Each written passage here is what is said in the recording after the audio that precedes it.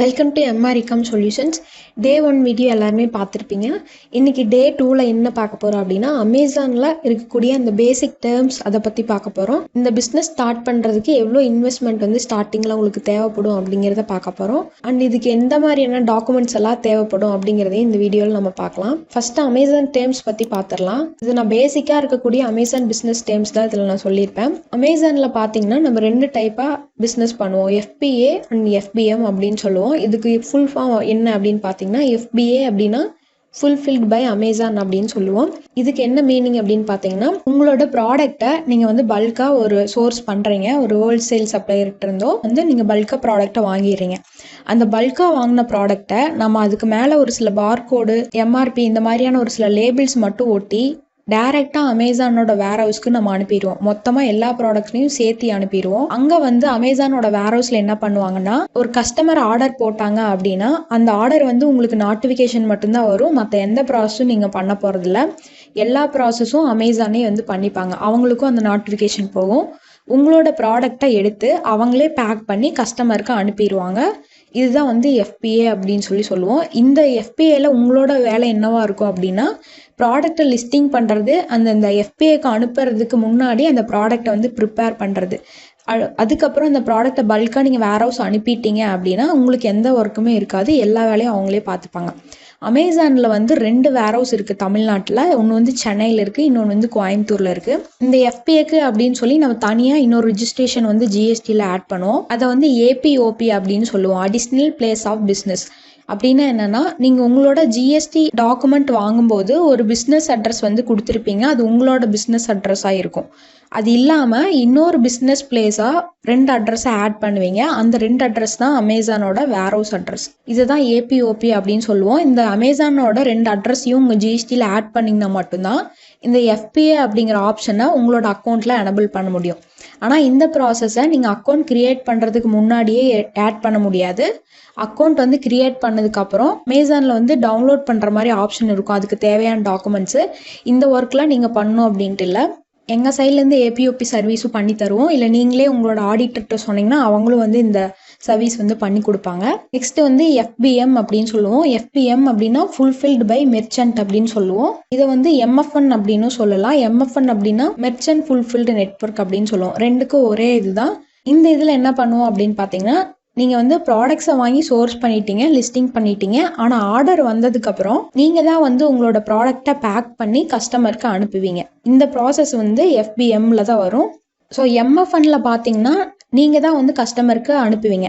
அப்போது இந்த ப்ராடக்டை எப்படி நீங்கள் கஸ்டமருக்கு அனுப்புவீங்க? அதுக்கு வந்து ஏதோ ஒரு ஷிப்பிங் ஆப்ஷன் வேணும். அதில் பார்த்தீங்கன்னா நம்ம 2 டைப்பாக வந்து பிரிக்கலாம். ஒன்று வந்து ஈஸி ஷிப், இன்னொன்று வந்து செல்ஃப் ஷிப். ஈஸி ஷிப் அப்படிங்கிறது அமேசானே வந்து உங்களோட பார்சலை எடுத்துகிட்டு போய் கஸ்டமருக்கு கொடுத்துருவாங்க. செல்ஃப் ஷிப் அப்படிங்கிறது நீங்கள் ஒரு வெப்சைட் வச்சுருந்தீங்கன்னா உங்களுக்கு தெரிஞ்சிருக்கும். நீங்களே எல்லா ஒர்க்கும் பண்ணுவீங்க. உங்களோட கொரியர் பார்ட்னர் யார் வச்சுருக்கீங்களோ அவங்க வந்து எடுத்துகிட்டு போவாங்க.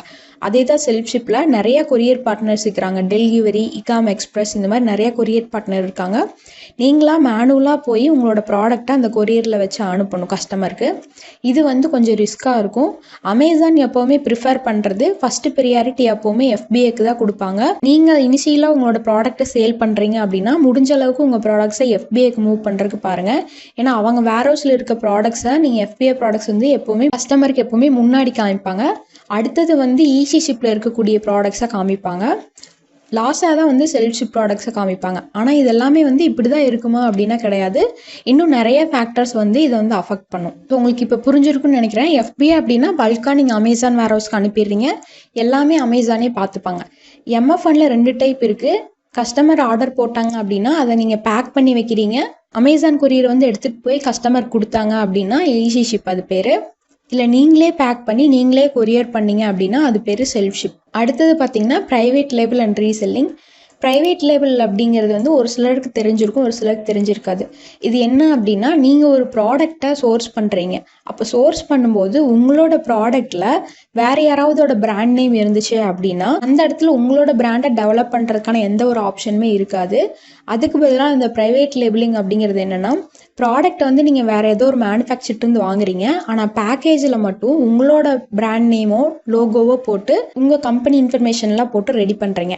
இப்படி பண்ணும்போது கஸ்டமருக்கும் சரி இல்லை உங்களோட காம்படிட்டருக்கும் சரி இந்த ப்ராடக்ட்டை யார் மேனுஃபேக்சர் பண்ணாங்க, யார் ரீசெல் பண்ணாங்க, அந்த எந்த ஒரு ஐடியாவுமே இருக்காது. இது கம்ப்ளீட்டாக வந்து உங்களோட ப்ராடக்ட் மாதிரி இருக்கும். இதில் இருக்கக்கூடிய அட்வான்டேஜ் என்ன அப்படின்னா, இந்த பிராண்ட் கண்ட்ரோல் வந்து உங்ககிட்ட இருக்கும்.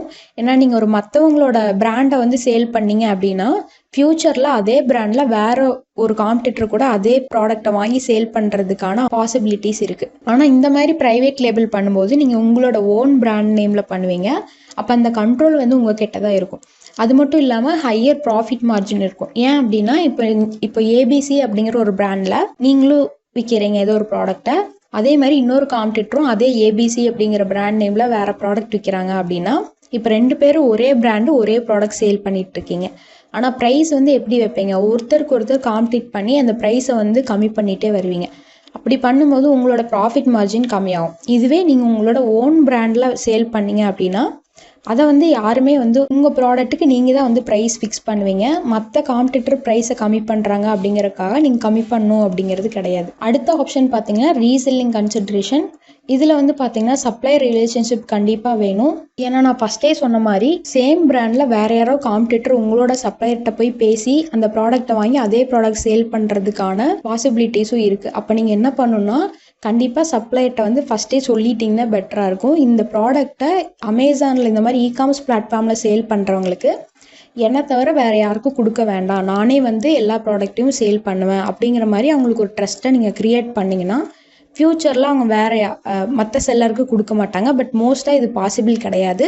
உங்களுக்கு தெரிஞ்ச சப்ளையராக இருந்தால் மட்டும்தான் அவங்க ஒத்துப்பாங்க. இன்னொன்று காம்படிஷன் அனாலிசிஸ் வந்து கண்டிப்பாக பண்ணணும். ஏன்னா அதே பிராண்டில் நிறைய பேர் சேல் பண்ணிட்டு இருப்பாங்க. அப்போ அவங்களோட ப்ரைஸும் நீங்கள் வைக்கக்கூடிய ப்ரைஸும் எல்லாமே போட்டு உங்களுக்கு வந்து ப்ராஃபிட் இருக்கா அப்படிங்கிறத நீங்கள் கண்டிப்பாக பார்க்கணும். இதில் பெஸ்ட் மெத்தட் எது அப்படின்னு பார்த்தீங்கன்னா ப்ரைவேட் லேபிள். ஆனால் இந்த ப்ரைவேட் லேபிளில் இருக்கக்கூடிய டிஸ்அட்வான்டேஜ் என்ன அப்படின்னா இனிஷியலாக நீங்கள் இப்போ தான் ஸ்டார்ட் பண்ணுறீங்க அப்படிங்கும்போது கண்டிப்பாக ப்ரைவேட் லேபிளுக்கு பல்க் குவான்டிட்டி தான் வாங்கணும் அப்படின்னு சொல்லி மேனுஃபேக்சர் சொல்லுவாங்க.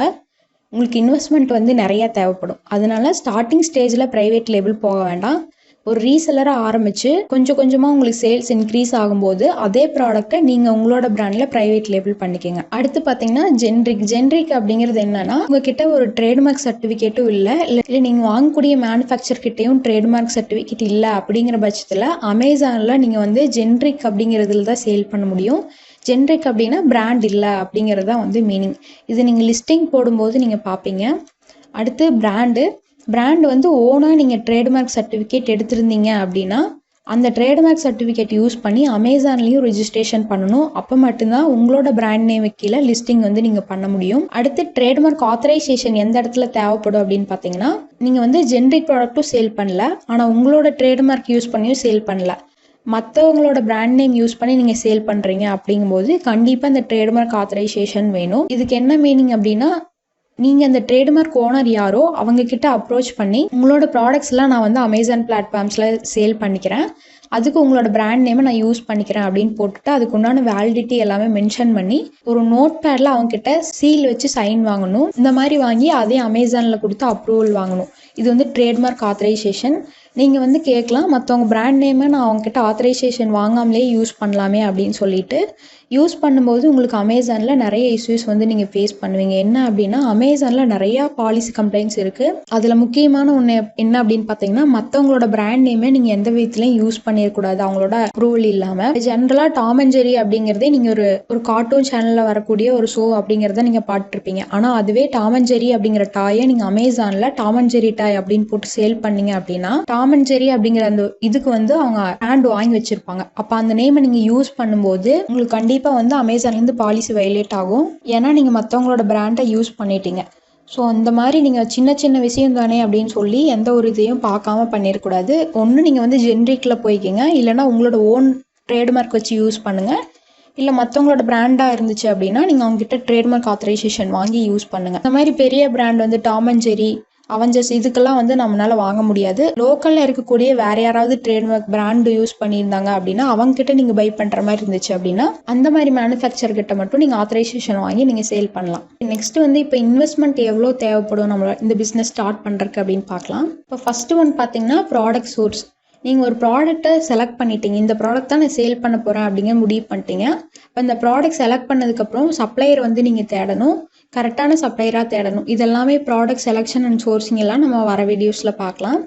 இந்த ப்ராடக்ட் சோர்ஸ் பண்ணுறதுக்கு ஒரு அமௌண்ட் தேவைப்படும். இது வந்து நீங்கள் எவ்வளோ ப்ராடக்ட் வாங்குறீங்க அண்ட் இந்த ப்ராடக்ட்டோட ப்ரைஸ் என்ன, இதெல்லாம் பேஸ் பண்ணி தான் இந்த ப்ராடக்ட் சோர்ஸ் காஸ்ட் வந்து இருக்கும். அதனால் கரெக்டாக இவ்வளோ தான் இருக்கும் அப்படிங்கிறது நம்மளால சொல்ல முடியாது. நெக்ஸ்ட்டு வந்து ஜிஎஸ்டி ரிஜிஸ்ட்ரேஷன். இந்த இகாமர்ஸ் பிஸ்னஸ் பண்ணுறதுக்கு கண்டிப்பாக இந்த ஜிஎஸ்டி சர்டிஃபிகேட் வேணும். இதுக்கு வந்து மினிமம் 2000லேருந்து 5000 வரைக்கும் சார்ஜ் பண்ணிகிட்ருக்காங்க. இந்த சர்வீஸும் நாங்கள் பண்ணித்தரோம். எங்களோட வாட்ஸ்அப் கான்டாக்ட் பண்ணுங்கள். அடுத்து பேக்கேஜிங் மெட்டீரியல். பேக்கேஜிங் மெட்டீரியல் என்னென்னலாம் வரும் அப்படின்னு பார்த்தீங்கன்னா, ஒரு ப்ராடக்டை ஆர்டர் வந்துருச்சு அப்படின்னா என்ன பண்ணுவீங்க, நீங்கள் அந்த ப்ராடக்ட் அப்படியே எடுத்து கொடுத்துட மாட்டீங்க. அந்த ப்ராடக்ட்டுக்கு மேலே அது ஒருவேளை அது உடையிற ப்ராடக்டாக இருந்துச்சுன்னா பப்ளிக் ரேப் இந்த மாதிரி சேஃப்டியாக ஏதாவது ரேப் பண்ணிவிட்டு அதுக்கப்புறம் அதுக்கு மேலே ஏதாவது ஒரு காட்டன் பாக்ஸோ இல்லை ஏதாவது ஒரு கவர் உள்ளேயோ போட்டு அதுக்கு மேலே வந்து நீங்கள் அந்த ஒரு லேபிள் வந்து ஒட்டுவீங்க. அது வந்து உங்களுக்கு ஆர்டர் வரும்போது ஜென்ரேட் ஆகும். அதெல்லாம் ஒன்றும் பிரச்சனை இல்லை. இதை நீங்கள் வந்து நார்மலாக ஒரு கஸ்டமராக வந்து எப்படியும் அமேசானில் ஆர்டர் போட்டிருப்பீங்க. உங்களுக்கு வந்து ப்ராடக்ட் எப்படி ரிசீவ் ஆகுது அப்படிங்கிறது நீங்கள் பார்த்தீங்கனாலே இதுக்கு என்னென்னலாம் தேவைப்படும் அப்படிங்கிறது உங்களுக்கு தெரிஞ்சிடும். இதுக்கு தேவையான காஸ்ட்டும் வந்து மினிமமாக வந்து ஒரு 1000 rupeesலேருந்து உங்களுக்கு தேவைப்படும். அடுத்து வந்து பிரிண்டர் வந்து வேணுமா அப்படின்னு ஒரு சிலர் கேட்பீங்க. பிரிண்டர் வந்து மேண்டேட்ரியெல்லாம் கிடையாது. ஏன்னா உங்களுக்கு பக்கத்துலேயே ஏதாவது ஒரு ஜெராக்ஸ் கடை இருந்துச்சு அப்படின்னா ஆர்டர் வரும்போது நீங்கள் அவங்ககிட்ட போய் பிரிண்ட் எடுத்து கூட ஸ்டார்டிங்கில் நீங்கள் பிஸ்னஸ் ஸ்டார்ட் பண்ணலாம். இதுக்குன்னு நீங்கள் ஒரு தனியாக இன்வெஸ்ட் பண்ணணும் அப்படிங்கிறது கிடையாது. உங்களுக்கு நிறைய ஆர்டர் வரும்போது நீங்கள் ஓனாக வந்து வாங்கிக்கலாம். இதுக்கு வந்து நிறைய பேர் A4ல தான் எடுக்கணுமா லேபிள், இந்த மாதிரிலாம் கேட்டிருப்பீங்க. எந்த ஒரு ஷீட்டில் வேணாலும் நீங்கள் எடுத்துக்கோங்க. ஆனால் வந்து அந்த லேபிள் இருக்கக்கூடிய பார்கோடு, அந்த அட்ரஸ் டீட்டெயில்ஸ் எதுவுமே வந்து அழியாமல் வாட்டர் பட்டாலோ இல்லை எந்த ஒரு டேமேஜும் ஆகாமல் ப்ராப்பராக இருக்கணும். அப்போ தான் உங்களோட ப்ராடக்ட்டு கஸ்டமருக்கு ப்ராப்பராக போய் சேரும். ஸோ இதுக்கு மினிமமாக பார்த்தீங்க அப்படின்னா 15,000 to 20,000 வந்து மினிமமாக தேவைப்படும். நான் பிஸ்னஸ் ஸ்டார்ட் பண்ணும்போது வந்து எனக்கு 10,000 கிட்ட வந்துச்சு. நான் ப்ராடக்ட் சோர்ஸ் பண்ணது 3,000 கிட்ட. அது போக ஜிஎஸ்டி ரிஜிஸ்ட்ரேஷன், பேக்கேஜிங் மெட்டீரியல் இந்த மாதிரி வந்து எனக்கு வந்துடுச்சு. ஸோ நீங்கள் எவ்வளோ ப்ராடக்ட் சோர்ஸ் பண்ணுறீங்க அண்ட் மற்ற பேக்கேஜிங் மெட்டீரியல் இதெல்லாம் பொறுத்து தான் இந்த அமௌண்ட் வந்து வேரி ஆகும். இதை தவிர உங்களுக்கு இனிஷியலாக வேறு எதுக்கும் இன்வெஸ்ட்மெண்ட் தேவைப்படாது. ஒன்ஸ் நீங்கள் அக்கௌண்ட் கிரியேட் பண்ணதுக்கப்புறம் தான் பிஸ்னஸை இம்ப்ரூவ் பண்ணுறதுக்கு அமேசான் கேம்பெயின் இந்த மாதிரி ஒரு சில விஷயங்கள்லாம் பண்ணுவோம். அதெல்லாம் நம்ம அடுத்த ப்ராசஸில் பார்த்துக்கலாம். இனிஷியல் இன்வெஸ்ட்மெண்ட் உங்களுக்கு இவ்வளோ தான் தேவைப்படும். அடுத்து பார்த்தீங்க அப்படின்னா உங்களுக்கு என்னென்னலாம் டாக்குமெண்ட்ஸ் தேவைப்படும் இகாமர்ஸ் பிஸ்னஸ் ஸ்டார்ட் பண்ணுறதுக்கு அப்படின்னு பார்க்கலாம். ஃபஸ்ட்டு ஒன் நான் முதல்லையே சொன்ன மாதிரி ஜிஎஸ்டி சர்டிஃபிகேட் கண்டிப்பாக வந்து வேணும். சப்போஸ் உங்களோட ப்ராடக்ட்டுக்கு ஜிஎஸ்டி இல்லை 0% டேக்ஸ் அப்படின்னா மட்டும்தான் உங்களுக்கு ஜிஎஸ்டி தேவைப்படாது. புக்ஸ் இந்த மாதிரி ப்ராடக்ட்ஸ்க்கெல்லாம் ஜிஎஸ்டி இல்லை. ஸோ அந்த மாதிரி ப்ராடக்ட்டை மட்டும் நீங்கள் ஜிஎஸ்டி சர்டிஃபிகேட் இல்லாமல் சேல் பண்ணலாம். கண்டிப்பாக மோஸ்ட்டாக எல்லா ப்ராடக்ட்டுமே ஜிஎஸ்டி இருக்குது. ஸோ ஜிஎஸ்டி சர்டிஃபிகேட் வேணும். இந்த சர்டிஃபிகேட் எடுக்கிறதுக்கு என்னென்னலாம் தேவைப்படும் அப்படின்னு பார்த்தீங்கன்னா பேன் கார்டு, அது எல்லாருமே வச்சுருப்பீங்க. பேங்க் அக்கௌண்ட்டு, இந்த பேங்க் அக்கௌண்ட் வந்து நீங்கள் பேன் கார்டு வச்சுருப்பீங்களா அதுவும் இதுவும் வந்து லிங்க் ஆகிருக்கணும் கண்டிப்பாக. அதுக்கப்புறம் ரெண்டல் அக்ரிமெண்ட் எதுக்கு அப்படின்னா நீங்கள் வந்து உங்களோட ஓன் ஹவுஸில் இல்லை ரெண்டலுக்கு இருக்கீங்க அப்படின்னா உங்களோட ஹவுஸ் ஓனர்கிட்ட ஒரு அக்ரிமெண்ட்டில் வந்து நீங்கள் சைன் வாங்கணும். இந்த மாதிரி இந்த பிளேஸை நான் பிஸ்னஸ்க்கு யூஸ் பண்ணிக்கிறேன் அப்படிங்கிற மாதிரி ஒரு ரெண்டல் அக்ரிமெண்ட் நீங்கள் வாங்கணும். சப்போஸ் இது உங்களோட ஓன் பிளேஸ் அப்படின்னா அந்த மாதிரி எந்த ஒரு அக்ரிமெண்ட்டும் தேவையில்லை. இபி பில் அந்த மாதிரியான இதெல்லாமே உங்களுக்கு தேவைப்படும். ஸோ கண்டிப்பாக வந்து PAN card, bank account, Aadhaar இது எல்லாத்துலேயுமே உங்களோட நேம் வந்து கரெக்டாக ஒரு ஸ்பெல்லிங் மிஸ்டேக் ஆகாமல் அதே இதில் இருக்கா அப்படிங்கிறது மட்டும் செக் பண்ணிக்கோங்க. இந்த ஜிஎஸ்டி சர்டிஃபிகேட் எடுக்க மறுபடியும் என்னென்னலாம் டாக்குமெண்ட்ஸ் தேவைப்படும் அப்படிங்கிறத நீங்கள் யார்கிட்ட எந்த ஆடிட்டர்கிட்ட கொடுத்து வாங்குறீங்களோ அவங்ககிட்ட கூட நீங்கள் ஒன்ஸ் கன்ஃபார்ம் பண்ணி கேட்டுக்கலாம். பட் பேசிக்காக இதெல்லாம் தான் தேவைப்படும் உங்களுக்கு. அடுத்து பேங்க் அக்கௌண்ட் டீட்டெயில்ஸ் நான் ஃபஸ்ட்டே சொன்ன மாதிரி உங்களுக்கு பேன் கார்டு லிங்க் ஆகிருக்கிற அந்த பேங்க் அக்கௌண்ட் வந்து வேணும். இது வந்து உங்களுக்கு சேவிங்ஸ் அக்கௌண்ட்டாக வேணாலும் இருந்துக்கலாம், கரண்ட் அக்கௌண்ட்டாக வேணாலும் இருந்துக்கலாம். 2 அக்கௌண்ட்டுமே அமேசான் அக்செப்ட் பண்ணுவாங்க. அடுத்து வந்து ஒரு புதுசாக ஒரு mail ID and mobile number. இதுக்கு வந்து நீங்கள் புதுசாக தான் ஒரு மெயில் ஐடி கிரியேட் பண்ணி புதுசாக மொபைல் நம்பர் வாங்கணும் அப்படிங்கிறது மீனிங் இல்லை. நார்மலாக நீங்கள் எல்லாருமே அமேசானில் வந்து பர்ச்சேஸ் பண்ணியிருப்பீங்க. அப்போ அந்த பர்ச்சேஸ் பண்ணுறதுக்கு ஒரு அக்கௌண்ட் வந்து ஓப்பன் பண்ணி வச்சுருப்பீங்க. அந்த அக்கௌண்ட்டில் வந்து இந்த மெயில் ஐடியும் மொபைல் நம்பரும் இருக்கக்கூடாது. அமேசானுக்கு இது புதுசாக இருக்கணும், அவ்வளோதான். ஸோ இன்னைக்கு வீடியோவில் அமேசானில் இருக்கக்கூடிய பேசிக் டேர்ம்ஸ் பற்றி பார்த்தோம். இன்வெஸ்ட்மெண்ட் எவ்வளோ தேவைப்படும் அப்படிங்கிறத பார்த்தோம். அண்ட் டாக்குமெண்ட்ஸ் என்னென்னலாம் வேணும் அப்படிங்கிறதையும் பற்றி பார்த்தோம். நெக்ஸ்ட் வீடியோவில் ப்ராடக்ட் செலெக்ஷன் அண்ட் சோர்சிங் பற்றி பார்க்கலாம்.